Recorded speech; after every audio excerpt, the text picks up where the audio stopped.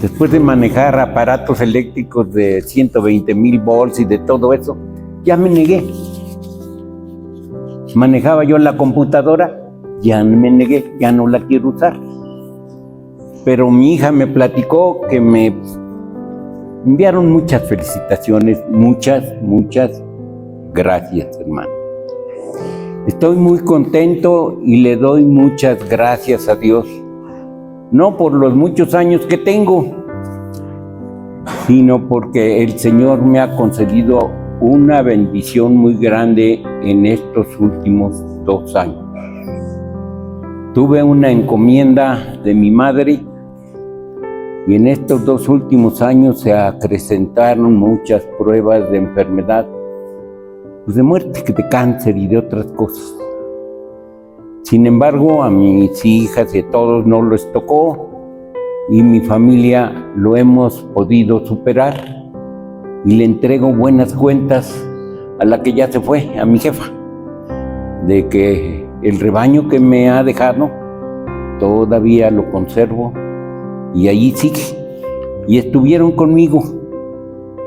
Vengo ronco, pero no es porque tome frías, ni tibias, ni tampoco me hago de la boca chica, pero no es por eso, hermano.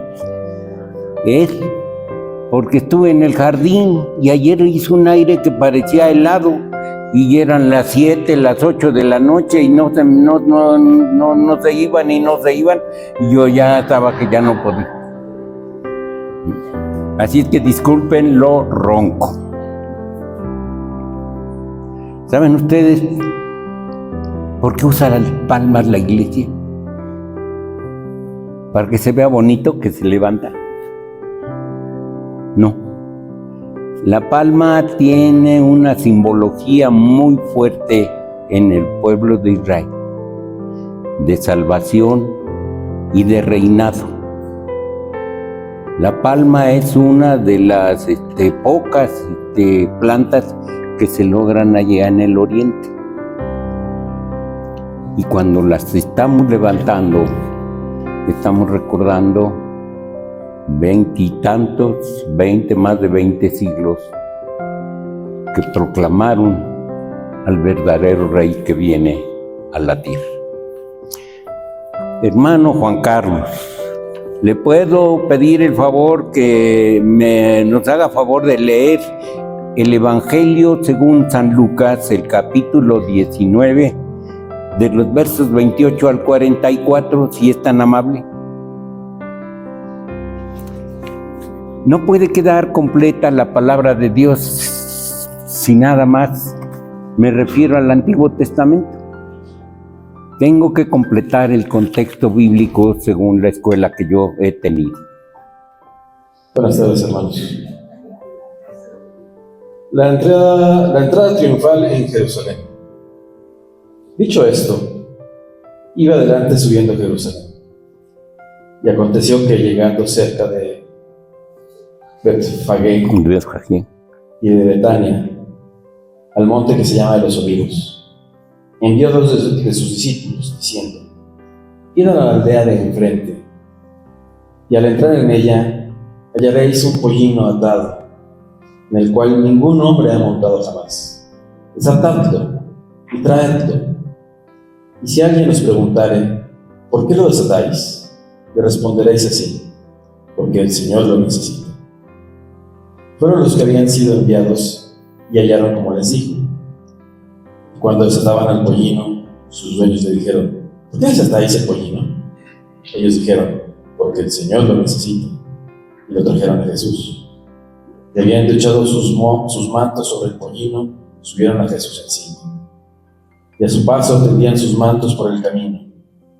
Cuando llegaban ya cerca de la bajada del monte de los Olivos, toda la multitud de los discípulos, gozándose, comenzó a alabar a Dios a grandes voces por todas las maravillas que habían visto, diciendo: bendito el Rey que viene en nombre del Señor, paz en el cielo y gloria en las alturas. Entonces algunos de los fariseos entre la multitud le dijeron: Maestro, reprende a tus discípulos.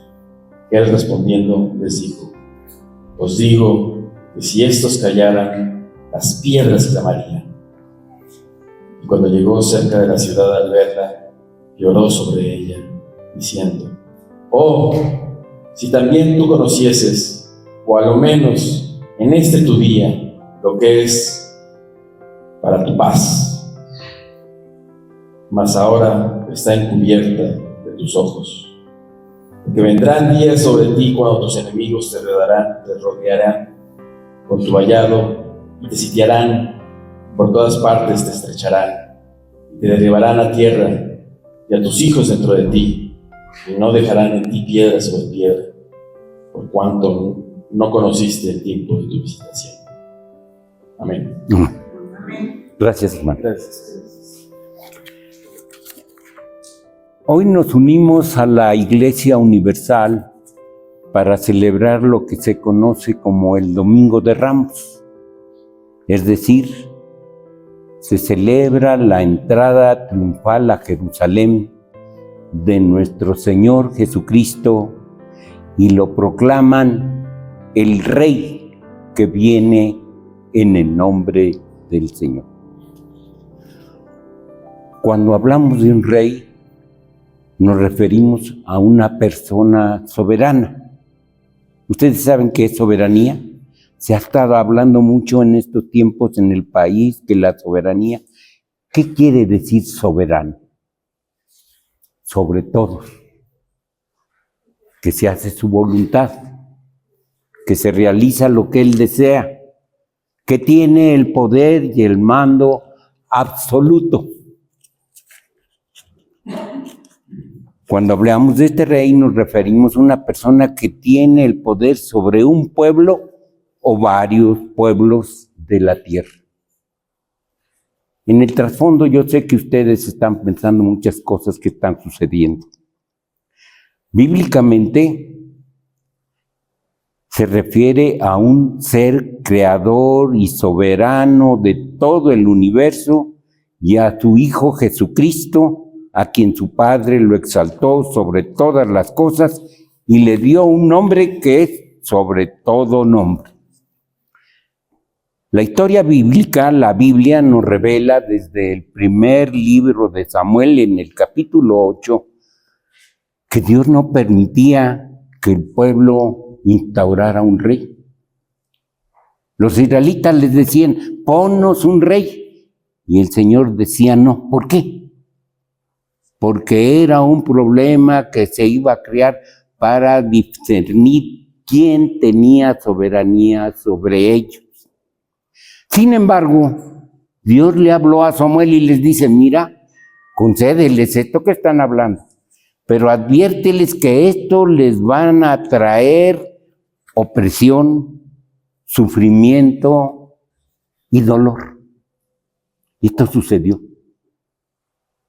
Desde Saúl, que es el primer rey de Israel, hasta Sennacherib, que fue el último rey de Judá, fueron 600 años de opresión, de problemas, hasta que fueron destruidos por los babilonios y llevados a Persia por su pecado, por las malas decisiones de sus reyes.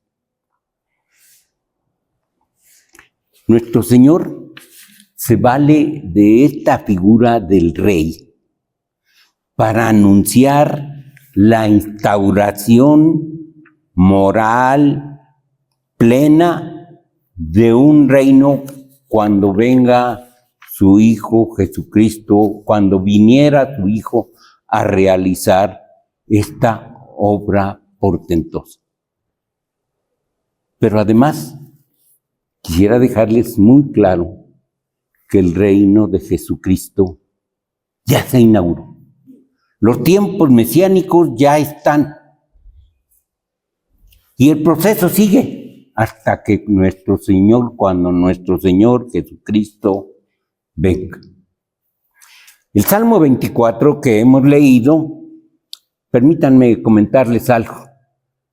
Tuve el privilegio de proclamar esta gloria de Jehová hace 80 años, cantándola en la iglesia que era en ese tiempo la más grande de nuestra iglesia presbiteriana, el Divino Salvador.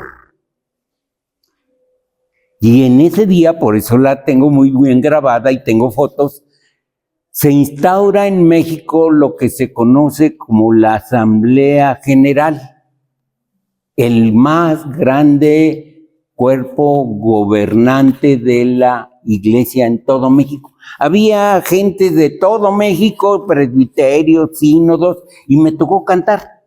Nunca imaginé que después de 80 años me iba a tocar predicar.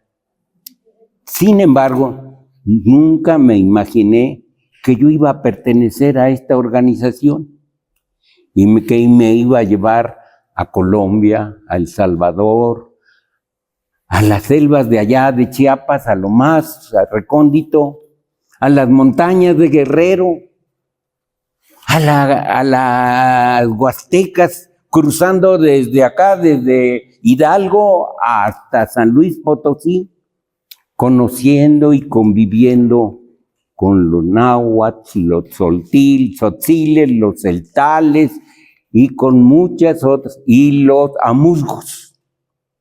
La presidenta acaba de estar el año pasado en el pueblo y en el lugar donde yo estuve edificando allí una clínica. Y proclamaba yo, gracias a Dios que atienden a esa gente que vive tan humilde. Estuve en un culto en la sierra. Se veía el Ixta y el Popo allá en la montaña de Guerrero. Y los hermanos amuzgos leían la palabra de Dios y cada que terminaban se ponían a llorar. Y luego me invitaron a comer. Y era la gran comida, pues era pollo, pero sin sazón, y era el banquete. Para eso tuve que subir 7 horas entre la montaña y luego descender y llevarles ayuda y llevarles apoyo, porque allí hay iglesias. Los tzotziles o los lacandones acá en la selva, hay iglesias de más de 3,000 miembros. Son tan efusivos para alabar a Dios que tuve que llevar ayuda porque quisieron ir a una reunión de presbiterio y tenían que cruzar un río y se subieron 80 en una barca y se hundió y se ahogaron. La gente de acá, de San Luis Potosí, se reúnen y andaban corriendo porque los perseguía el clero. Y en las noches nos poníamos a cantar en la iglesia y yo veía que estaba llena, ya eran las 10 y yo decía, pues ya me quiero ir, pero no se puede porque es camino entre la montaña, ya me quiero ir. Y me estaba yo acordando del pasaje de allá de Pablo, hermano, que estaba predicando y estaba un niño arriba. Yo dije, ¿a qué hora se cae este y se muere? Nada más que yo como Pablo, si yo no me pongo sobre él para que reviva, porque me nos matan a los dos. Pero este Salmo 24, hermanos, si ustedes lo leen y lo reflexionan, primero voy a mencionar solo 4 cosas para no alargarme. Primero, dice, de Jehová es la tierra y su plenitud. Está usando una palabra que ustedes y yo apenas empezamos a comprender, plenitud en referencia al universo. Han leído, han estudiado algunas conferencias y algunos libros de Einstein, de este otro de su ayudante, de cómo está constituido el universo. Creíamos que el universo solo era nuestro sistema solar. Creíamos que nuestro sistema solar solo está estático y se mueve. Y hay miles de sistemas y de estrellas. Fue un Voyager hasta allá, hasta el Neptuno, tardó cerca de 4 años y trajo información que en darle la vuelta a Neptuno creo que se echó un mes, a velocidades de la luz. Y que la luz no se transmite como ustedes creen en línea recta, se transmite en ondas. Y que aparte la luz no se llega y allí se queda, sino que puede darle la vuelta a los planetas. Pero lo más pleno que he encontrado y que los jóvenes están aprendiendo a descubrir es que la materia no es una cosa muerta, es vida. Porque dentro de ella se mueve una energía de átomos, de electrones, de protones, y apenas estamos entrando a descubrir, y ahora lo ven cómo lo usan los jóvenes, que la nube, y que esto, y que el otro. Pues es que nuestra atmósfera está llena de vida, que considerábamos muerta, y ahora están sacándole hasta que la inteligencia artificial. ¿Ustedes no le tienen miedo a eso?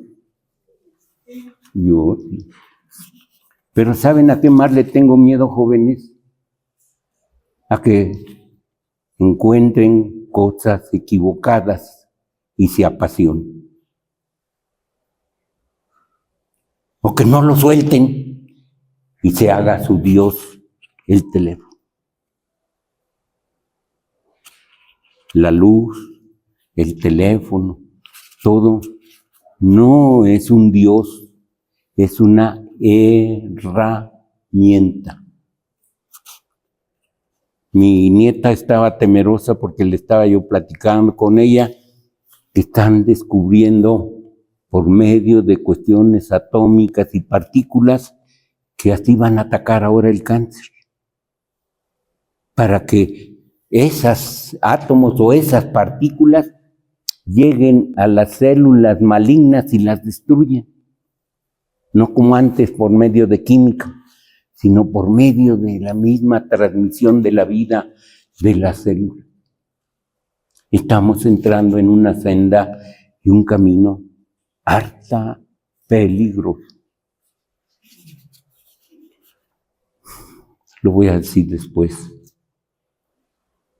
Mi preocupación son los niños. Y dice este salmo que de Jehová es la tierra plenitud, un todo, universo, vida aquí. Y vuelve a decir, el mundo y los que en él habitan. Dios es el dueño, no el señor de allá del norte, no el del sur, el de allá del de oriente o otro que está por ahí. Ellos no son los dueños de la tierra, aunque están moviendo. Se dice que las guerras que están ahorita no son por cuestiones morales o porque la religión, ¿qué está en el fondo de todo esto? ¿Saben lo que se ganaron en un día que subió el petróleo? ¿Saben lo que se ganó porque un señor oyó lo que iba a decir el presidente de allá del norte y se fue antes a la bolsa de valores y movió sus valores? ¿Y saben cómo se están quedando pobres? No sé en qué lugar. En el oriente se apiñan para tomar gasolina. Son los reyes que Dios no quería que hubiera en la tierra. Pero es más adelante y va más profundo, que dice que Jesucristo es el que entrará al rey. Dice, ¿quién entrará al lugar de qué? De su santidad. ¿Y quién fue el único que llegó y encontró la santidad para el mundo? Cristo en el Calvario. La redención. Y cuando Cristo dijo, consumado es, no quiere decir lo hice, sino dijo, ya está pagada el pecado de la humanidad. Y por eso es el Rey de la Gloria. Y que por su voluntad se abrirán las puertas de las ciudades. Y las puertas de la ciudad más amurallada que hay veces es nuestra vida, nuestro corazón, nuestra mente. Le hemos dejado entrar al Señor, pero no más en la sala. No te vayas más adentro. No le entres más, Señor. Y luego pregunta, ¿quién es este Rey de Gloria? Y afirma, Jehová es el Rey de la Gloria. El pasaje que leyó nuestro hermano nos relata que el Señor Jesús iba entrando a la ciudad de Jerusalén y se detuvo en un lugar que le llamaban, creo, Betania. Y allí tenía unos amigos y allí descansaba. Y al ir entrando le dijo a sus discípulos, tráeme un borrico. Y entró sentado en un borrico y la gente cuando iba entrando lo empezó a aclamar. Y entre los que estaban había una multitud de niños. Para ustedes, ¿qué significado profundo tiene? Un servidor, pues ya está acá, casi ya. Ya estoy en la taquilla. Y hasta como que me hago de lado para que pase otro. Pero los niños son la esperanza y la vida futura. Por favor, no dejen de traerlos a la iglesia. Por favor, maestros, no dejen de prepararse y de adentrarse. Ya ahora tienen muchas herramientas. Estaba yo viendo a uno de mis nietos que estaba con un niño de junto y esto y tus motrices y me lo estaba analizando al pobre vecinito. Y eso que apenas está empezando a estudiar en la universidad del primer año. Todas las herramientas que ustedes tienen en las carreras tecnológicas, todo lo que conocen. Cuando yo quiero hablar con mi hija Débora, no, pues me baila porque dice, no, mira, papá, es esto y esto. Y digo, pero su fe.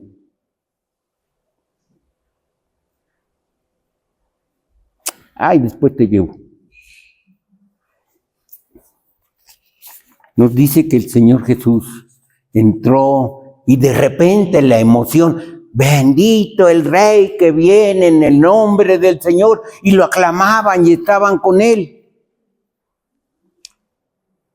Y los niños y levantaban las ramas y le tendían mantos. ¿Ustedes saben qué significado tiene tender un manto? Te pongo a tu disposición mi vida. ¿Ustedes alguna vez le han tendido el manto al Señor Jesús? Los jóvenes, mi carrera, mi vida. Te deposito mi manto, Señor, porque tú eres el Rey, para que pases. Y en términos coloquiales, para que me pises y me ayudes. Pero eso como que no nos gusta. Y todo hubo euforia y estuvo muy bonito y todos aclamando. Pero por aquí había unos cuates que le dijeron, oye, diles que no digan eso. Bendito el que viene, el Rey que viene en el nombre del Señor. ¿Ustedes se acuerdan de algo semejante que se haya dicho en la vida del Señor Jesús?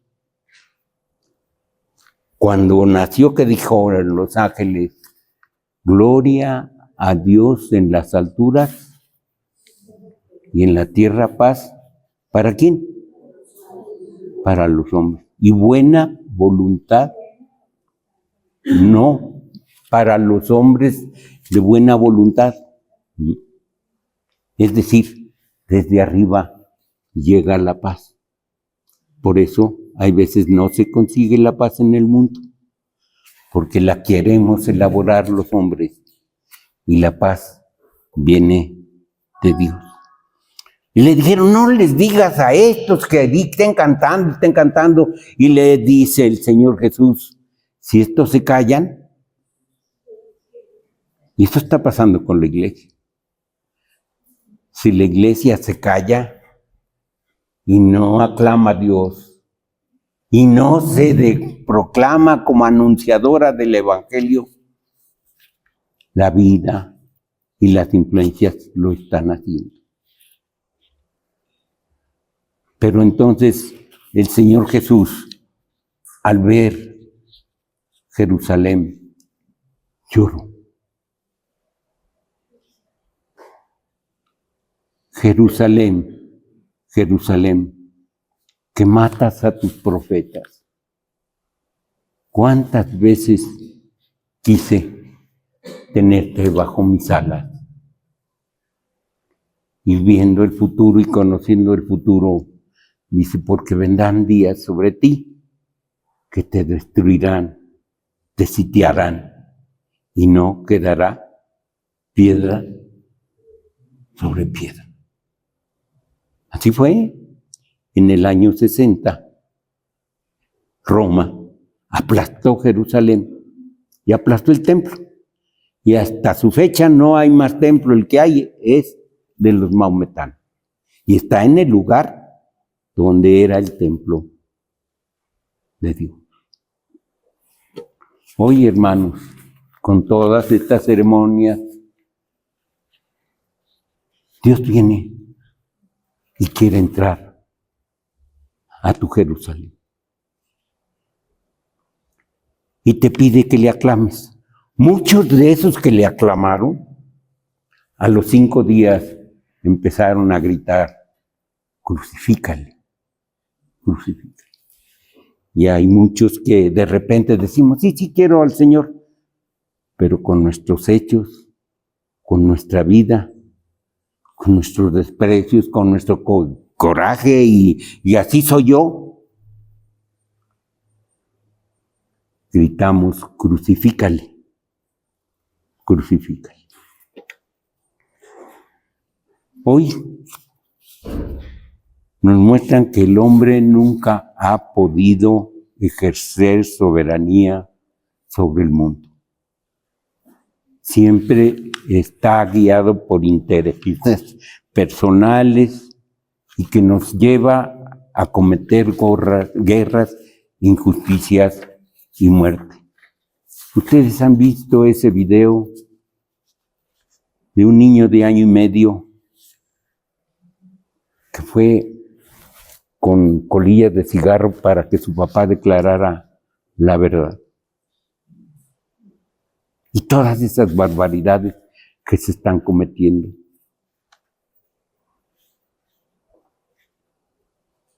Dios viene a instaurar su paz. Pero aquí en esta iglesia, hoy, Domingo de Ramos, el Señor quiere entrar a nuestras vidas. Les pido que cierren sus ojos y reflexionen.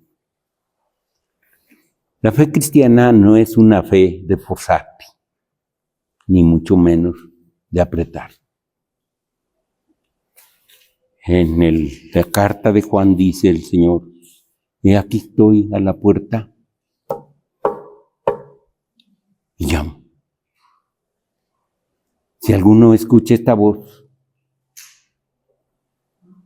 entraré a Él y cenaré con Él y Él conmigo. Hoy, Iglesia Roca Eterna, Cristo quiere entrar a nuestras vidas.